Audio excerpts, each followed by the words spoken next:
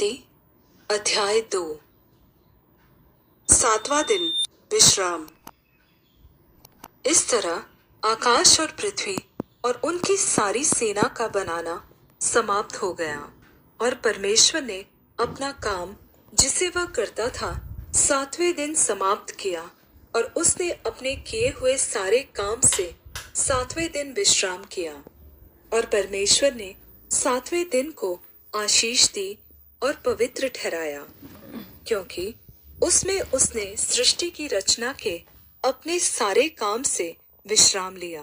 आकाश और पृथ्वी की उत्पत्ति का वृत्तांत यह है कि जब वे उत्पन्न हुए, अर्थात जिस दिन यहोवा परमेश्वर ने पृथ्वी और आकाश को बनाया, तब मैदान का कोई पौधा भूमि पर न था और न मैदान का कोई छोटा पेड़ उगा था, क्योंकि यहोवा परमेश्वर ने पृथ्वी पर जल नहीं बरसाया था और भूमि पर खेती करने के लिए मनुष्य भी नहीं था, लेकिन कोहरा पृथ्वी से उठता था जिससे सारी भूमि सिंच जाती थी।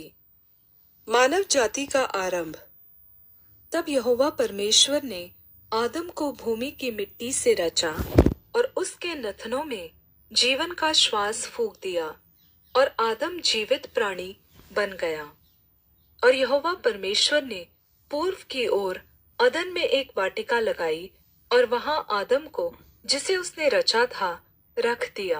और यहोवा परमेश्वर ने भूमि से सब भांति के वृक्ष जो देखने में मनोहर और जिनके फल खाने में अच्छे हैं उगाए और वाटिका के बीच में जीवन के वृक्ष को और भले या बुरे के ज्ञान के वृक्ष को भी लगाया।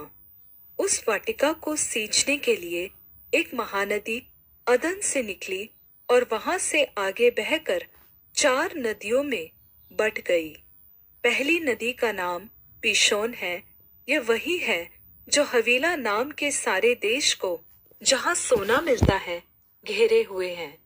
उस देश का सोना उत्तम होता है, वहां मोती और सुलेमानी पत्थर भी मिलते हैं।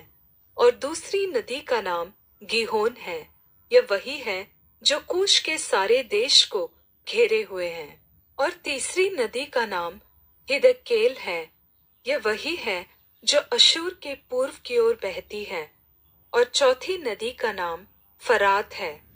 तब यहोवा परमेश्वर ने आदम को लेकर अदन की वाटिका में रख दिया कि वह उसमें काम करे और उसकी रखवाली करे।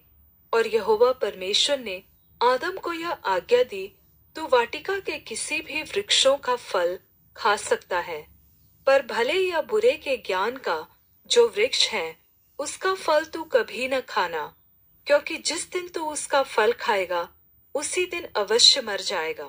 फिर यहोवा परमेश्वर ने कहा, आदम का अकेला रहना अच्छा नहीं, मैं उसके लिए एक ऐसा सहायक बनाऊंगा जो उसके लिए उपयुक्त होगा।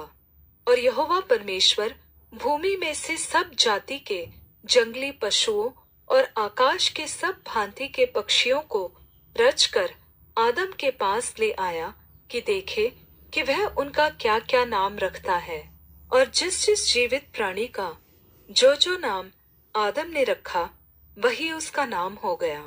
अतः आदम ने सब जाति के घरेलू पशुओं और आकाश के पक्षियों और सब जाति के जंगली पशुओं के नाम रखे, परंतु आदम के लिए कोई ऐसा सहायक न मिला जो उससे मेल खा सके।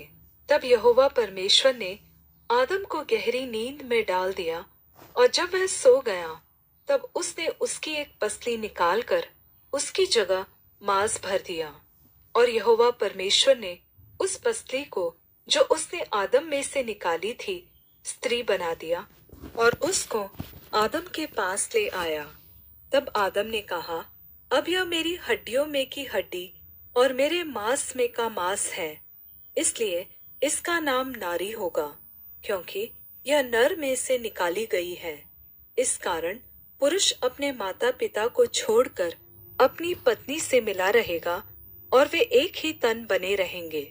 आदम और उसकी पत्नी दोनों नंगे थे, पर वे लज्जित न थे।